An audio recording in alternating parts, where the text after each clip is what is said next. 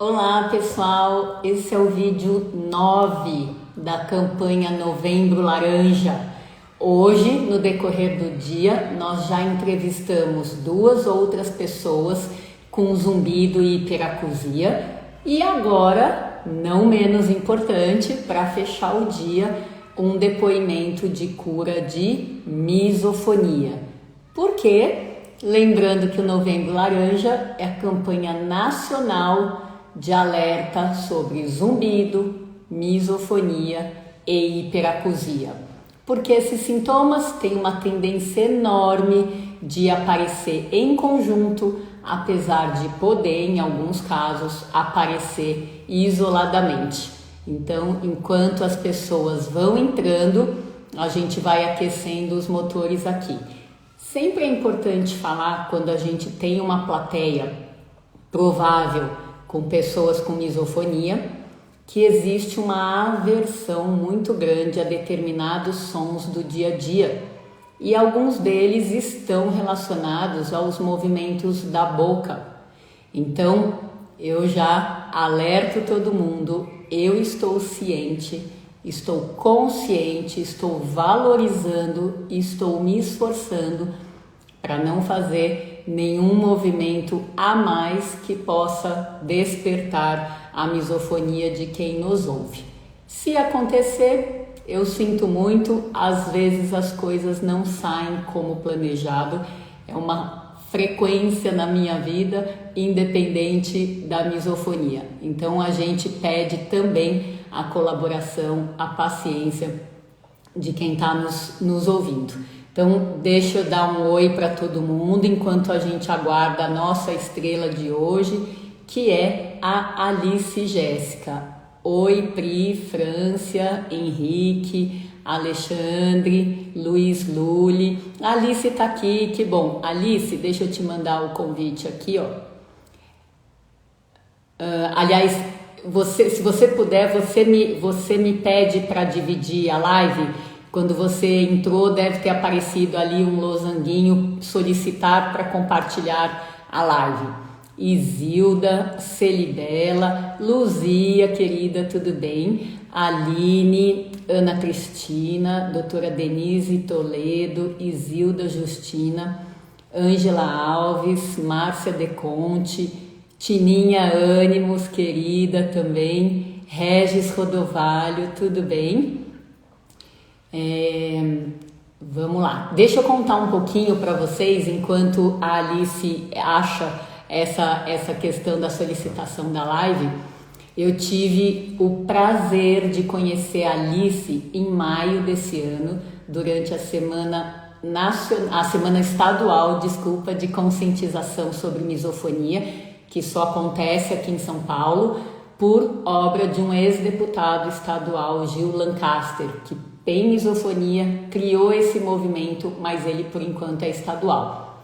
Então eu tive o prazer de poder entrevistar no começo da semana o Alexandre Mota, que a gente entrevistou de novo na semana passada, acho que vocês devem ter assistido, e no fim da semana, em maio, a Alice, que foi um show à parte. A gente acabou se dando bem aqui como dupla de live e acabou rolando 2 horas de bate-papo, que foi muito bacana.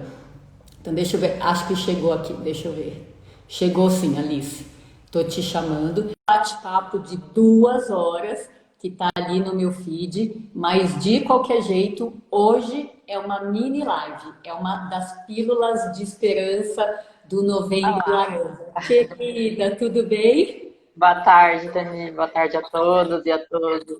Muito Que, bem. que bom. Deixa eu falar, deixa eu só, eu tô fofocando para todo mundo de você, deixa eu só terminar. Nas nossas 2 horas de bate-papo lá em maio, que estão no meu Instagram, estão salvas ali no IGTV, o que me chamou a atenção na Alice, né? É uma pessoa como vocês estão vendo, ela é doce, ela é meiga, ela fala, tem um jeito gostoso de falar, mas eu e todo mundo percebemos que dentro dessa capinha aí tem uma mulher super guerreira, uma história de vida linda, linda, linda de superação. Então, hoje a gente vai resumir para vocês os melhores momentos ali do que já foi conversado em 2 horas. Tudo bem aí, então, Alice? Tudo bem, melhor agora, né? Com esse monte de Ah, elogio bom. vamos que vamos, né? E me conta uma coisa, ó, eu lembro que da outra vez eu te chamei de Alice e teve pessoas aí dos seus contatos que te chamavam de Jéssica. Então conta um pouquinho pra gente como é que a gente deve te chamar. Ixi, tem um bocadinho a mais ainda. Porque meu nome é Alice Jéssica, né? Então, na família, me chamavam de Jéssica, porque a minha avó também chama Alice. Ok, E na então, escola, no trabalho, as pessoas me chamam de Alice, né? E na capoeira ainda, que é um lugar que eu tô bastante, né? Que eu tô sempre, já faz algum tempo, eu sou Felícia. Então tem 3 nomes aí que as pessoas me chamam, mas eu tô atendendo. nossa, é para quem pode, eu diria, é para quem é É, infinitas versátil. possibilidades. Com certeza. O Alice, então conta um pouquinho pra gente do seu comecinho ali da misofonia, de quando caiu a ficha que você tinha, isso, e que sons que mais tinham potencial para desencadear a sua misofonia. Sim. Olha, a misofonia, eu tenho ela, tinha ela desde os 4 anos de idade, mas não foi ali que eu entendia que eu tinha alguma coisa que não era o comum, né? Tá saindo ok? É? Então foi mais ou menos ali no começo da pré-adolescência, com 11, 12 anos, em que começou a ficar muito volumoso algumas reações, e eu comecei a perceber que elas vinham de sons. Então foi por volta dos 10, 11, 12 anos. E aí ao longo do prazo ela foi piorando, né? Cada ano piorava um bocado. E só depois que eu vim a descobrir que ela se iniciou mesmo na fase infantil. Perfeito. E quais tipos de som você lembra que eram os poderosos para acabar com o seu bom humor? Tani, rapidamente era qualquer um que vinha da boca. Então, os mastigados, o barulho de beijo, roer unhas, bocejo, estalar dos lábios, sabe? Respiração ofegante, tudo associado ali à boca e principalmente os mastigados, né? Principalmente, era o número um, assim. E os cantarolados, cochicho, ronco, ainda assim associado com boca, né? E hoje eu tava ouvindo a live com o. Como é o nome do moço? O da misofonia da semana passada? Não, de hoje. O moço da bateria. O Giba. Giba, é. E ele tava falando da hiperacusia. E aí eu lembrei, né, o quanto que eu também tinha hiperacusia, o quanto que ela potencializa, né, porque a hiperacusia, ela deixa muito sensível, né, machuca. E ela potencializa a entrada do gatilho. Então, os sons agudos também, eles eram muito rotineiros, né, e eles eram também um acentuador da misofonia. Perfeito. Então, só para quem está entrando agora, que eu estou vendo que tem gente, mais gente nova, que deve ter a ver aí com seus contatos, vamos só separar um pouquinho, né? Apesar de que as coisas acontecem juntas, fazendo parte da quadrilha do ouvido, como a gente falou já várias vezes em outras lives. Mas para a gente separar aqui dentro do que a Alice contou para a gente. Então, sons que a gente classifica como desencadeando misofonia, uma aversão a sons baixos, porém repetitivos. Muitas vezes relacionados à boca, às vezes ao nariz, às mãos e aos pés, mas sempre baixos e repetitivos. E junto com isso, podendo ou não ter a hiperacusia. Então hoje ela tem essa clareza de distinguir as duas coisas e saber que elas estavam presentes em conjunto. A hiperacusia como sendo um incômodo, como se fosse uma dor, né, nos ouvidos por causa de sons com um volume que parece mais alto, e se o volume diminuir, a pessoa fica bem. Hiperacusia é o que a gente direciona normalmente para o som da televisão, para o volume da voz das pessoas, para alguns outros eletrodomésticos de cozinha, para o trânsito. Também são sons do dia a dia, mas não são baixos e repetitivos como os da misofonia. Tá? Então, só para a gente fazer essa introdução aí, todo mundo se encontrar dentro do tema. O Alice, e dentro de 0 a 10, nessa escala de 0 não incomodava nada e 10 insuportável, quanto que a misofonia ou a hiperacusia te incomodavam na época? Tani, acho que eu consigo fazer essa avaliação dessa idade dos 12 para frente, né? Porque eu acho que antes talvez não seria tão agudo. Mas com 12 ali já era 9, 10. E aí, se tivesse uma escala de mais números, né, ela teria alcançado outros números para frente, assim. Mas então eu considero que ela foi ali dos 12 até ela se encerrar, ela foi 10. Era tudo muito intenso e ela aumentava a dificuldade, né, com o passar dos anos. Ela nunca teve, assim, uma regressão em algum período, ela sempre foi crescente. Perfeito. A gente tem alguns pacientes que quando você pergunta de 0 a 10 quanto incomoda, a resposta ou é 11, ou é 12 ou 20, né? É. Realmente a gente percebe, né? Porque 10 já é um número muito intenso, né? O Alice, no que a misofonia e ou a hiperacusia te incomodavam ou te limitavam ali naquela época da vida ou até o momento que você levou esse quadro com você? Dani, na vida, sim, acho que é hoje com mais clareza, né, por eu estar fora dessa frequência, eu consigo entender que era a vida que incomodava. Viver doía, mas qualquer coisa que tivesse uma relação, né, interpessoal, então trabalhar era tortura, a escola também, nas épocas de escola, foi tortura, né, com a misofonia. Então, as relações dentro de casa, com a mãe, com a irmã, com a família, tudo que tivesse relações era sinal de problema, porque se não tinha pessoas, né, de um modo geral, não tinha gatilhos, e estava tudo bem. Então, por isso, a lógica do misofônico normalmente é ir ficando, se isolando cada vez mais. Com certeza. E olha que frase, hein? No que ele te atrapalhava ou ela te atrapalhava na vida, né? Olha que frase forte para a gente entrando em contato com como era a vida da Alice antes dela melhorar, né? E eu acho que vale a pena a gente entender isso, porque tem muita gente que sofre, seja nota 10 ou 9 ou 8 ou 1000, que seja, e no momento do sofrimento não acredita que pode melhorar, só vislumbra a vida dessa maneira. E eu, como otorrino, faço um paralelismo enorme que eu nem tenho como deixar de fazer, que é da misofonia com o zumbido. Como eu trabalho há muitos anos com zumbido e a gente sabe que o Google é terrível, e quando você entra de gaiato no Google, você já vê lá zumbido não tem cura, com a misofonia é o mesmíssimo processo.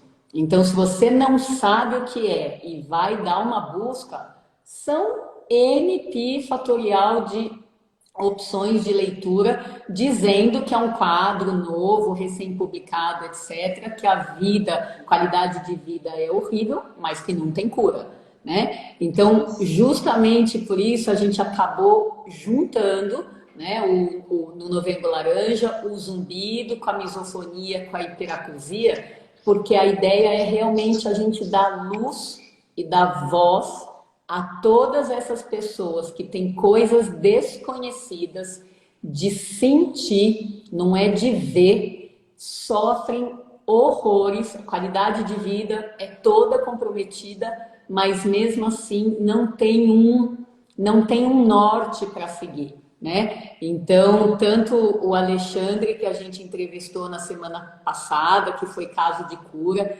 a Alice de hoje, e semana que vem tem a Márcia, são 3 casos desafiando o que a ciência diz por enquanto, né? E como tudo é uma troca,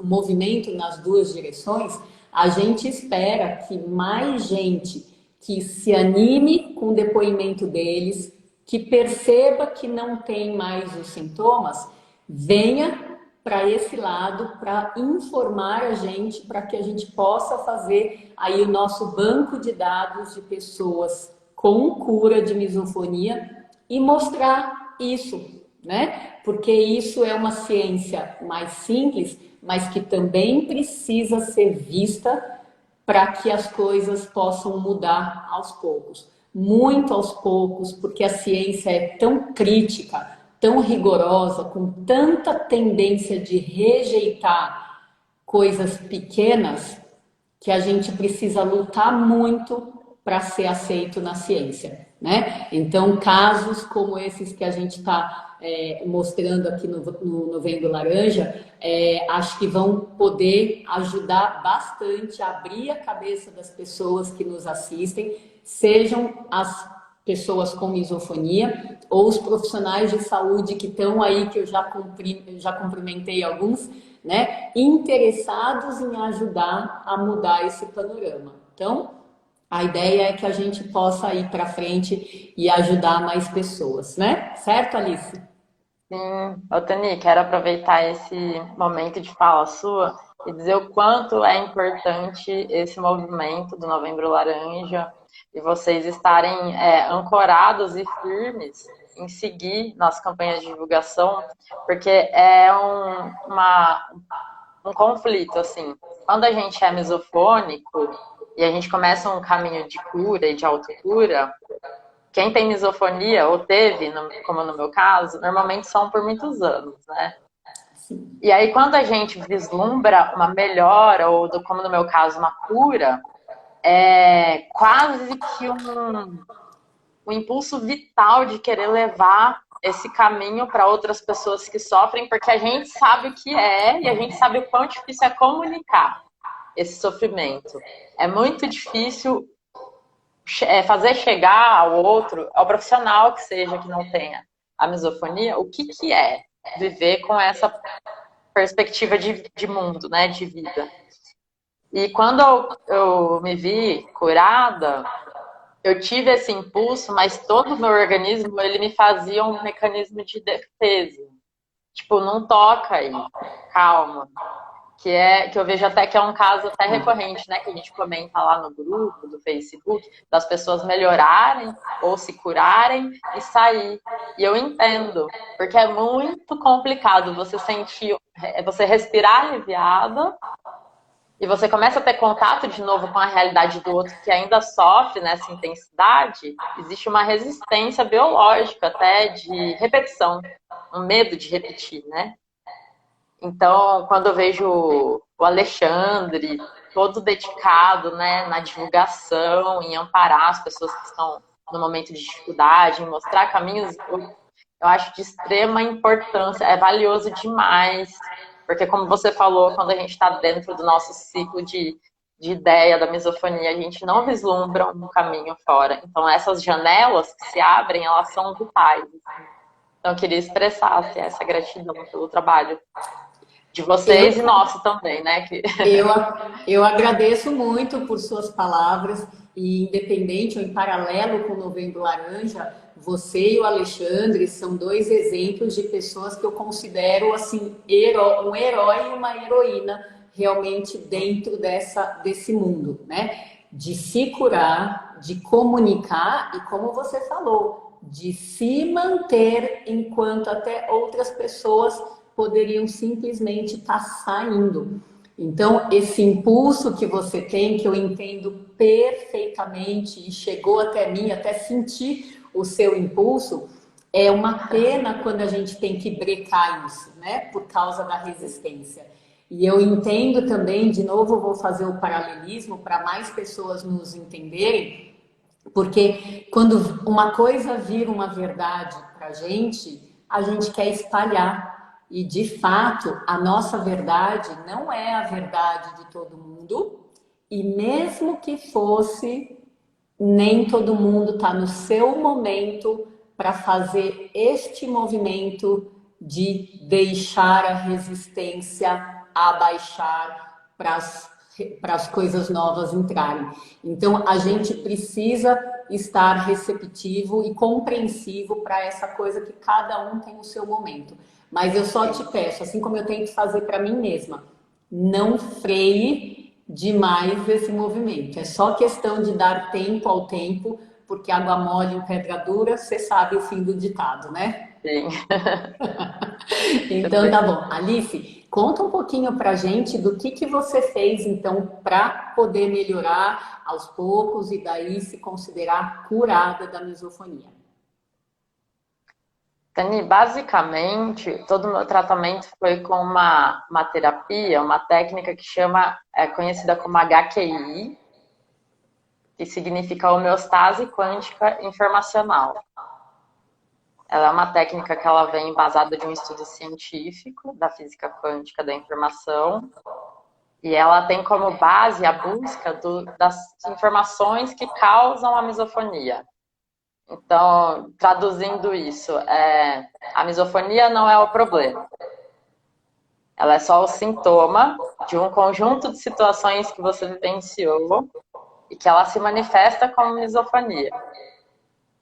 Então, todo o meu tratamento ele foi feito com essa ferramenta. Foi bastante trabalho, bastante autopesquisa da minha história também. Eu buscando acessar.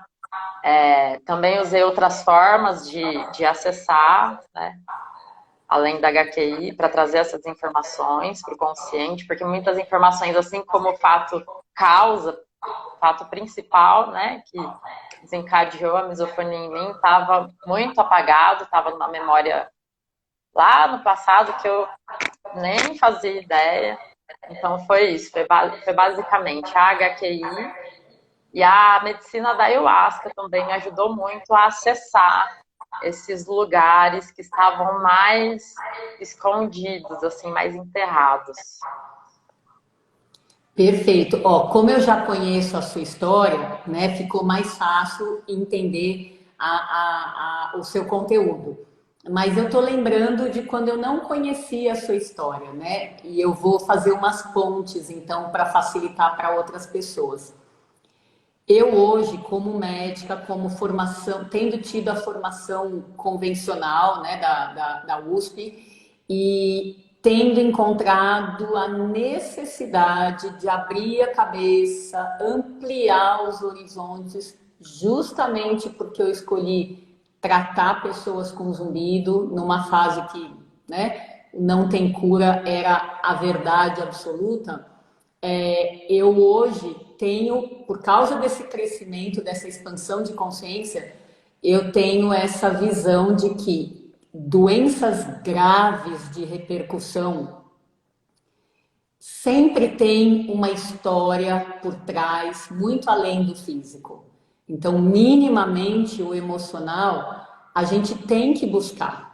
Só que quando a gente busca, a gente esbarra, quando a gente profissional busca e o paciente está aberto a colaborar, a gente esbarra naquilo que a memória consciente vai lembrar, né? Ponto.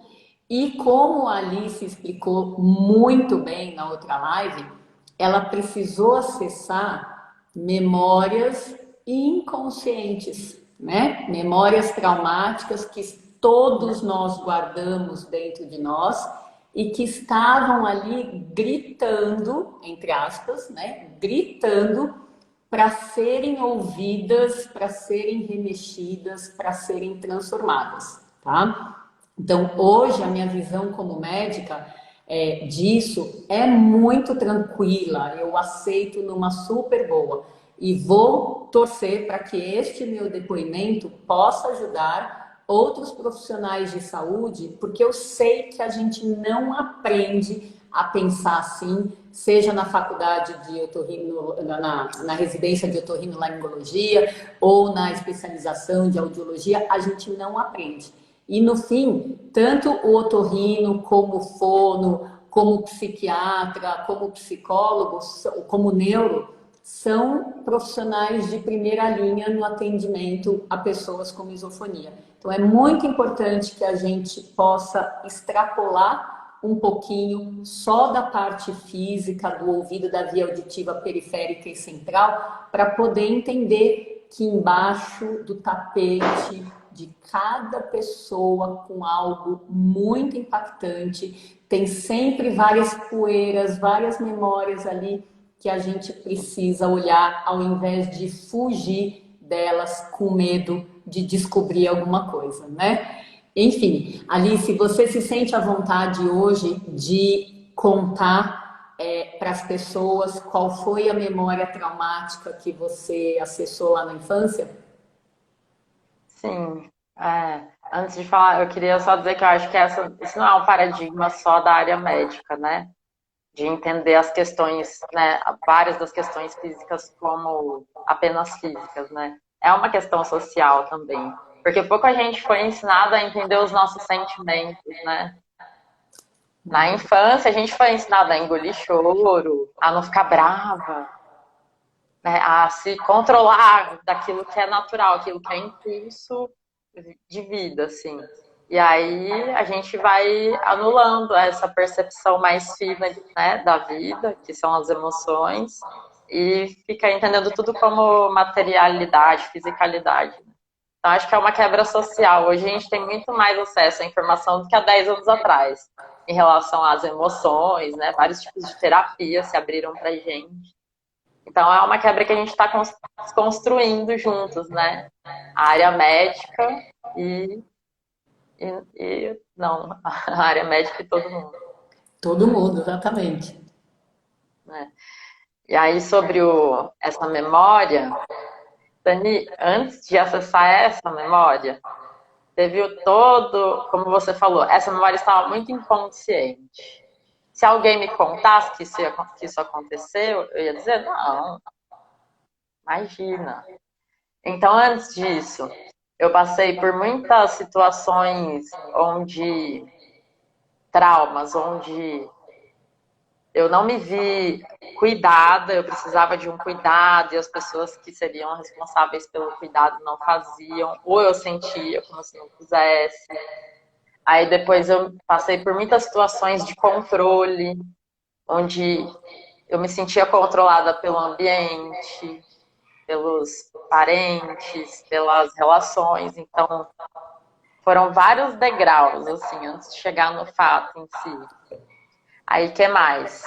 Teve muita sensação de abandono que eu tive que acessar. Então, para além das sensações, há situações onde eu me vi sozinha, onde eu me vi desprotegida. E tem várias historinhas, né, nesses aspectos que eu estou comentando. Várias, não é 10, não. São, ó, Todo mundo, né, Alice? Se a gente for procurar, todo mundo tem histórias como essas, né? sim. Aí teve também, assim, muito forte, uma sensação de pressão do mundo externo para mim. Então, na escola, situações de bullying, de autocobrança com nota, tudo isso que eu estou dizendo, eu associo diretamente à manutenção e ao aumento da misofonia. Tá? Aí depois no trabalho, eu me pressionando, me cobrando para atrapalhar, para fazer bem feito, por ter errado, enfim. E aí, em algum momento, deixa eu ver, teve mais coisas muito importantes. Uma coisa muito importante, sensações de invasão, situações onde eu fui realmente invadida no meu espaço. Então, teve diversas, e essas acho que elas já estavam chegando mais perto do fato inicial da misofonia. Então, sempre que eu estava num ambiente que me fazia me sentir invadida, eu reagia já como um reflexo daquele fato inicial, né? Isso eu Com fui chamando de certeza. misofonia. E nessa parte de invasão, eu vou só dar um palpite, porque você falou a mesmíssima palavra que o Alex falou semana passada, né? Que ele se sentia invadido pelos sons da misofonia, até porque o ouvido não tem uma portinha que barra, né? É entrada em tempo real. E é claro que quem interpreta como invasão vai reagir como se fosse Ah, estão tirando a minha terra, estão invadindo a minha terra. É isso. meio primitivo até. Então essa raiva fez para mim todo sentido quando o Alex que está aí estava contando a história dele e agora que você está acrescentando, né? Quando a reação é invasão, ninguém tem sangue de barata para ficar parado sem reagir quando se sente invadido, né? Então, como as coisas vão fazendo sentido, né? E essa raiva eu vejo hoje assim com muita clareza que a raiva ela nada mais é do que uma reação, um mecanismo de defesa. Porque se tem algo entrando para me machucar, para me invadir, a raiva ela não é ruim. Ela é um mecanismo de defesa, de proteção. E Perfeito. aí o que eu vejo assim em mim, nos casos que eu acompanho, é que quanto mais a pessoa, era super o meu caso, mais a pessoa bloqueia a raiva, porque é errado, sente raiva, enfim, porque a raiva ela estraga as relações, ela introspecta, então a invasão ela é maior. E aí ela começa um processo de ela se auto-invadir, para ela não se defender. E a misofonia começa a entrar nos processos de crise, normalmente é nesse ponto, quando a pessoa começa a não expressar a raiva. Então, mesmo que no Perfeito. ambiente, no momento do gatilho, não justifique a pessoa expressar a raiva, mas o inconsciente dela está expressando por uma invasão que está sendo lembrada que foi uma invasão grave. E aí, quando a gente começa a procurar, sempre chega nesse ponto. Aí, então, na Perfeito. minha história, essa invasão foi com 4 anos, eu caí do cavalo e eu fraturei o meu braço. Então, eu queria só fazer algumas observações. Quando eu caí, existia muitas pessoas perto e tinha muitos ruídos de multidão, que era um dos meus gatilhos, assim. Eu fui pega, bem neném, né, 4 anos, fui levada pro hospital, às pressas, com risco de perder o braço, e foi feita uma cirurgia de urgência em mim. Nessa cirurgia, eu tomava anestesia para entrar para a cirurgia, a anestesia não pegava. Eu tomei 26 anestesias. Então ali já começou um grande processo de invasão. Agulha. Eu tinha pânico de injeção, eu desmaiava quando eu precisava ir para o hospital, tomar uma injeção, um soro, eu desmaiava, convulsionava. Não entendi o porquê. Mas por causa desse trauma de invasão que aconteceu nessa época. Alguma coisa de errado não tá. Alguma coisa de errado estava acontecendo para eu tomar tudo isso de anestesia e não pegar. Eu era miudinha, né? Foi feita a cirurgia, enfim, passou. E quando eu comecei os meus processos de autopesquisa, de autoconhecimento, e eu achei esse trauma, quando abriu essa caixa interna que estava bem bloqueada, eu acessei que no momento da cirurgia eu não estava anestesiada totalmente. Então eu senti todo o processo de corte, de perfuração, eu estava consciente, porém sem movimentos de corpo. Então, ali foi. Quando eu acessei, eu ouvi o barulho da máquina curando, eu senti o cheiro de queimado, porque perfurou o osso. Então foi algo assim bem volumoso. Com E isso eu certeza. acho que para sobreviver, né, a nossa consciência ela tem um mecanismo de anular a dor para sobreviver, porque eu não tinha condições mentais de lidar com essa lembrança naquela idade, né? E aquilo foi tapado, assim, jamais pensei que isso tivesse acontecido. Então parece que eu passei por essa situação várias vezes antes de chegar no ponto de que, para além de ter quebrado o braço, a dor de quebrar o braço, para além das anestesias, né, as perfurações que não pegar, o incômodo que ficou o bracinho depois lá, engessado, né? Para além de todas as partes, pequenas partes de uma história só, aquele miolo central que foi essa agressão mesmo da cirurgia, né, que não estava totalmente anestesiada, ela estava mais escondida.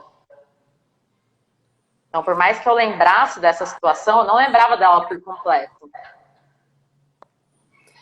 Então, eu fiz questão pedir para ela falar de novo, para vocês se arrepiarem, como eu me arrepiei quando ouvi isso a primeira vez, né? Então, olha a força de uma memória traumática desse jeitinho doce que a Alice é capaz de contar pra gente. E apesar da doçura, eu acho que quem tem um mínimo de sensibilidade consegue se colocar no lugar dela e experimentar por 5 segundos essa sensação. E mesmo assim, não deve ser um milésimo do que realmente ela pode ter passado ali na época, né? Mas também quis que ela contasse, não só para vocês entenderem a força dessa mulher, mas para que vocês entendam o quanto o nosso corpo, o nosso cérebro quer ajudar a gente. E o que ele fez no caso da Alice, com 4 aninhos, ele socou, ele amarrou, embrulhou esse negócio e socou dentro de uma caixa e botou no porão da mente, trancado. Só que como a memória é muito inteligente, gente, eu fico boba quando eu adoro memória, né? Quando a gente faz um arquivamento de algo dessa magnitude, às vezes sobram pontas para fora, né? E a memória traumática tá aí justamente porque pontinhas, sejam auditivas, visuais, senestésicas, que se repetem, a gente precisa parar para dar valor para isso, para dar atenção a isso. Então, como dentro de uma... Vou fazer uma parte aqui. No Novembro Laranja, a gente está entrevistando 3 pessoas que se curaram da misofonia. Mas por fora do Novembro Laranja, eu comecei um banco de dados com pessoas que se sentem curadas e a gente tem 5 pessoas, tá? Mas, de qualquer jeito, conversando com essas 5, mesmo com as 2 que não vão fazer parte do Novembro Laranja, o que a gente percebeu que elas têm em comum? Cada um de uma maneira, cada um com tratamento, mas em comum, acessar alguma coisa e mudar essa coisa que foi acessada, tá? A memória continua aí, porque passado a gente não muda, mas alguma coisa é mudada como se fosse uma chavinha que faz um clique. Então, apesar da história traumática, todo mundo mudou alguma coisa. Alice, conta um pouquinho mais pra gente, por favor, e a gente ainda tem uns minutinhos, como que a HQI faz isso. Então, você já contou de tudo que você foi descendo os degrauzinhos para poder acessar essa memória traumática, e eu queria que você especificasse um pouquinho melhor o que, uma vez acessada, como que você vai trabalhando essa questão dos sentimentos. Isso. Então, quando você acessa a memória, né, ou conjunto de memórias, a memória com todas aquelas situações que estão ao redor, você, depois que você entende o funcionamento da ferramenta, ou quando você está com o terapeuta, você vai identificar, então, o que você sentiu naquele momento, naquele trauma. Então, você vai descrever sentimentos. Então, quando eu lembrei que eu estava sendo perfurada, que estava sendo cortada, e eu estava sentindo tudo aquilo, então eu senti sensação de morte, eu senti dor, eu senti pânico, eu senti desespero, eu senti invadida, eu me senti desrespeitada, eu me senti controlada, pressionada, tristeza, eu senti raiva, eu me senti anestesiada. Então é assim que funciona. Identificou o trauma, identificou a situação, eu preciso identificar ponto a ponto os sentimentos que aquela situação me gerou e também os padrões mentais que aquilo gerou. É muito importante essa parte. Como foi um impacto muito traumático, Eu fiquei condicionada a pensar que quando eu ouvisse um ruído, eu estaria sendo agredida. Então, a misofonia é uma doença de padrão mental, de repetição. Quando ela entra com impacto traumático, eu preciso trabalhar para além das emoções que aquela situação gerou, eu preciso identificar que padrão mental que aquilo gerou. E aí você identifica também, então, emoções, padrões mentais, e aí depois sim vai entrar o trabalho de eliminação desse padrão mental e emocional, que é a ferramenta aplicada em si da HQI, né? Ela gera o que a gente chama de anti-informação e elimina aquela informação emocional ou mental gerada no momento do trauma. Então é assim. Perfeito. Ô Alice, e quanto tempo você, a partir do momento que você encontrou a HQI como ferramenta, quanto tempo você levou neste processo até sentir que você não estava mais com os gatilhos da misofonia? E há quanto tempo isso aconteceu e ficou para trás? Sim. Eu conheci a HQI no final de 2016. E quando a gente chega em contato com esse método, já existem alguns caminhos para facilitar o acesso ao trauma que gera esse problema. Então, para essa visão, toda doença, desequilíbrio que está relacionado ao sistema nervoso ou aos 5 sentidos, eu vou procurar, então, na minha história de vida, os meus traumas de controle. Ok. Principalmente os que têm a culpa e injustiça de sentimento. Só que a misofonia, ela é uma doença que ela atinge alguns sistemas, não é? Do corpo. Então, ela pega o sistema... acelera coração, acelera respiração, tensiona corpo. Então, a misofonia, ela não é só o sistema nervoso. Ela vai a gente tem que tratar, então, cada sistema que ela atinge. Então, ela é uma doença que, nessa visão, ela é sistêmica. Ela precisa de um tratamento sistêmico. Então, o meu tratamento, como não tinha também ninguém que já tinha se autocurado da misofonia, ninguém conhecia a misofonia no grupo, né, da HQI, foi eu procurar, então, esses traumas de controle e todo o resto de trauma que eu tinha na vida. Então, ele foi um tratamento que ele levou um tempo. Foi do final de 2016 até o final de...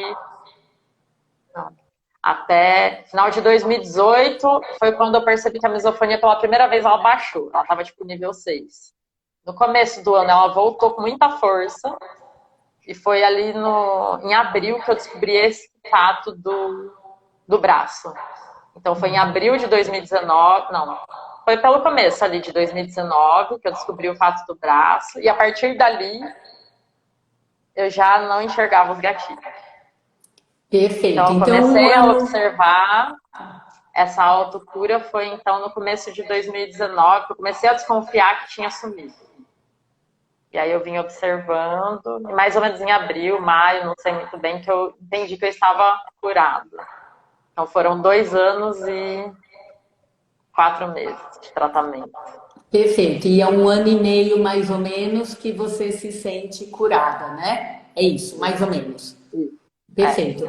Então, eu acho que para uma pessoa se curar, de seja lá o que for, mas principalmente de um problema que, né, que o Google e a ciência não acreditam, Sim. Tem que ser uma pessoa persistente, guerreira, né? Como o Alex demonstrou, como a Jéssica está demonstrando agora e como a Márcia vai demonstrar na semana que vem. Tem que ser esse perfil guerreiro, porque é o perfil que abre as portas. Depois disso, outras pessoas que não acreditam acabam se motivando. Então é sempre uma onda, é uma onda que acaba se avolumando, pega carona nessa onda quem está no momento, quem está com o coração aberto, quem está acreditando, porque corpo e mente sempre trabalharam juntos e não é agora que eles vão deixar, né? Independente do que diz a ciência, quando às vezes ela é mais restrita, corpo e mente trabalham juntos e o tratamento integrativo costuma fazer muito mais diferença do que quando você só olha uma parte da questão. Então, ter tido a oportunidade de entrevistar 5 pessoas que se consideram curadas, acho que está sendo um presente para mim mesma, porque eu preciso entender isso de uma forma diferente para daí poder levar a mensagem adiante a quem eu tenho acesso de uma maneira diferente, mais integrativa, mais completa. Porque senão, se o problema é grande e a gente só olha uma parte, acaba sendo frustrante para a gente que quer ajudar como profissional e super frustrante para os pacientes que às vezes depositam toda a esperança deles numa única consulta com um profissional. Então, acho que esse entendimento dos vários lados da questão, né, acho que vale a pena que todo mundo tenha. Então, Alice, eu, de novo, né, não poderia deixar de te agradecer, porque eu, de fato, eu tiro o chapéu para você, para todo esse trabalho que você fez, com essa leveza que você contou para a gente hoje, né? E, inclusive, se você me permite, acho que hoje você está, inclusive, mais leve ainda do que o que você estava em maio, né? Há 6 meses atrás. Então, imagino eu que talvez esse processo de tirar tanta coisa acumulada com palavras pesadas, como você descreveu, esteja fazendo essa coisa que vem de dentro para fora e a gente acaba percebendo aqui no seu semblante. Sim, como eu falei, como esse método ele consegue tirar mesmo, né, essa informação negativa que foi gerada, a gente perde a necessidade de ficar tentando olhar aquilo com outro olhar, né? Aquilo existe, a gente perde a necessidade de ressignificar a dor. Então isso traz essa leveza, assim. E eu queria também fazer um comentário que, depois daquela live, muita gente que chegou até a mim falou assim, eu acho que esse não funciona para mim, porque a minha memória é muito ruim. Eu não lembro de nada da minha infância. Mas eu também não lembrava de nada, de nada. Eu mal lembrava onde tinha deixado a chave. Porque essa memória ela foi sendo bloqueada ao longo dos anos por causa das dores, né, vividas. Então, assim, é um caminho de retorno, entre aspas, é um processo. Não é rápido, nem é devagar, é no tempo de cada um, né? No tempo que a gente dá conta de abrir essas dores, assim. E como a doutora falou lá no comecinho, aquilo que a mente que está consciente lembra é aquilo que você está pronto de tratar. E aí, quando você trata uma dor que está mais presente, que está mais na lembrança, que você está conseguindo acessar, trata essa, aparece outra. Trata essa outra, aparece outra. E assim é esse caminho de retorno. Então, a misofonia, como pelas pessoas que eu tenho contato na história, ela é uma questão de traumas impactantes, assim, bem invasivos. Então, tem que ter nesse tratamento, quando a gente decide por ele, um bocado de autopaciência também. Porque em cima daquela grande dor que foi gerada em algum momento, diversas dores particionadas foram vividas em outras experiências. E você vai ter que desatar esses pequenos nozinhos até chegar no nódulo mesmo, naquele que impulsiona a dor para todas as outras pequenas dores, assim. Então, é um caminho de retorno. Precisa ter paciência e amor, né? Porque pior do que não lembrar agora é continuar convivendo numa crescente com esse problema que só quem passa mesmo para entender como que isso mexe. E viver sem misofonia é muito maravilhoso. Isso existe. Nossa, eu realmente faço uma ideia do quão maravilhoso pode ser tão bem como era viver com misofonia, né? E fazendo 2 últimos fechamentos aqui, acho que vale mais uma vez a gente puxar a atenção dos profissionais da saúde que o que a gente lê em pesquisa científica é parte da verdade. Eu não tenho nada contra a medicina baseada em evidência, mas justamente porque eu já mergulhei nesse universo há anos atrás, eu sei que lá só tem uma parte do que realmente acontece. Porque pesquisador tem que ser por várias questões aí de regra do jogo, um sujeito extremamente rigoroso nos critérios de avaliação. E a vida não é assim, o consultório não é assim, as pessoas não são assim. Então, a parte toda a pesquisa científica, porque até hoje não tem nenhum artigo falando da HQI como técnica de tratamento da misofonia, né? Embora ela tenha caído como uma luva na Alice, é muito importante que a gente tenha essa cabeça dupla que pode transitar pelos dois mundos sem conflito. E a gente está mostrando aqui, porque é o papel do Novembro Laranja para esse ano, um caso de cura. Cura é 100% de sucesso. E o sucesso na misofonia não é passar a gostar dos sons, porque todo mundo tem direito de não gostar dos sons, como tem direito de não gostar das cores. Mas o sucesso da misofonia é você perder aquela reação abrupta de raiva, de ódio, de irritabilidade, de ser tomada por uma reação que você não controla e que acaba atrapalhando a sua vida, como ela descreveu super bem, os seus relacionamentos afetivos, familiares, profissionais, ou seja, vai tudo para o buraco por causa de reação incontrolável. Perder a reação é o que a gente está considerando cura da misofonia. E se não for para curar, porque é andar, fazer toda essa caminhada em direção à linha de chegada, que seja poder sair do ponto zero, da estaca zero e avançar em relação à melhora. A gente sabe que tem pessoas que com outros métodos de tratamento conseguiram melhorar, por exemplo, 50%, que foi um dos depoimentos aqui que eu vi, das escritas que eu vi aqui da Tininha, e eu mesma vi alguns pacientes falando isso, eu melhorei 40%, eu melhorei 50%. O importante é sair do zero. Se vai curar ou não, a gente nunca sabe.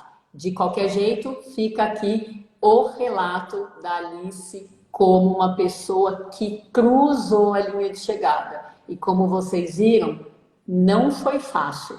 É para um perfil de pessoas e a gente espera que todo mundo que está assistindo agora ao vivo e que ainda vai assistir depois que tudo isso ficar salvo aí nas redes sociais do Instituto Dan Sanches, que muito mais gente se inspire, se motive e se sinta empoderada para conseguir seguir o seu caminho.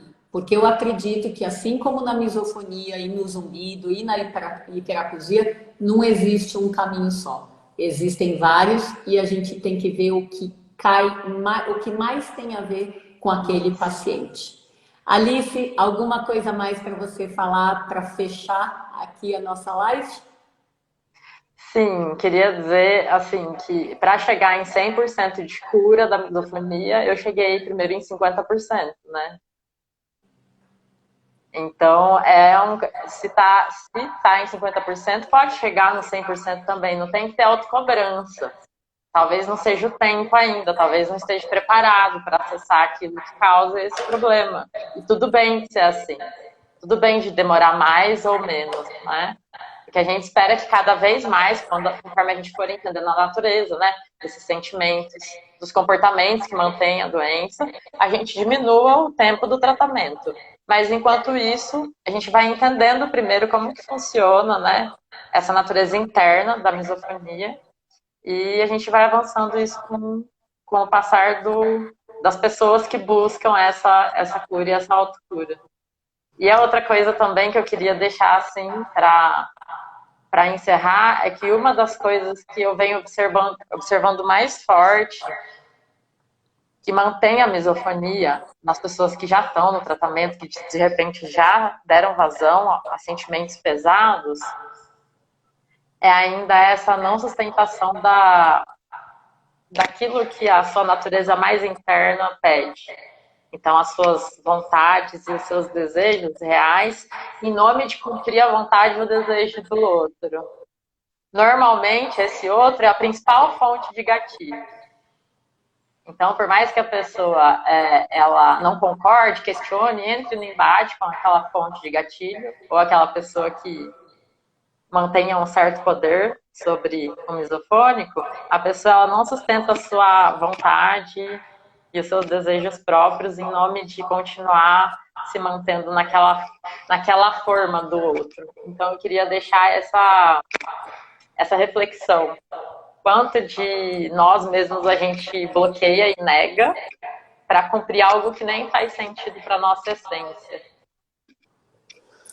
Eu acho que essa live foi super profunda, né? Você tem uma colocação de palavras maravilhosa, eu acho, eu sou sua fã. Vou reforçar aqui minha gratidão e meu carinho por você, porque ó, isso não é para qualquer um, viu? O que você fez e o que você faz. Mas acima de tudo, gente, se vocês puderem, assistam de novo essa live que eu vou postar daqui a pouquinho, porque tem muita ficha para ir caindo aos poucos para todos nós, inclusive para mim que não tenho misofonia. Porque independente dos sintomas, todos nós temos um pouco dessa bagunça que a Alice expressou super bem, seja de se sentir abandonado, invadido, pressionado, quem nunca, né? Então, quem sabe, se não for por causa de misofonia, a gente possa melhorar de outras coisas na nossa vida, tá bom? Então, mais uma vez, gratidão, Alice, linda, maravilhosa, poderosa, né? Poderosa, que é o que você é mesmo. E muito obrigada a todo mundo que participou aqui com a gente, tá? Um beijo no coração de cada um de vocês. Até a próxima. Gratidão, gente. Gratidão, Tani. Maravilhoso sempre estar com você. Você é maravilhosa. Tchau, gente. Beijo.